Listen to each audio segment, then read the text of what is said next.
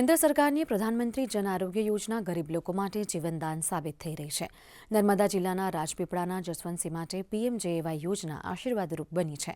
અકસ્માતનો ભોગ બનેલા જસવંતસિંહને આયુષ્માન કાર્ડ દ્વારા વિનામૂલ્યે સારવાર મળી હતી, ત્યારે પીએમજેએવાય યોજનાને લઈ જસવંતસિંહે સરકારનો આભાર વ્યક્ત કર્યો છે।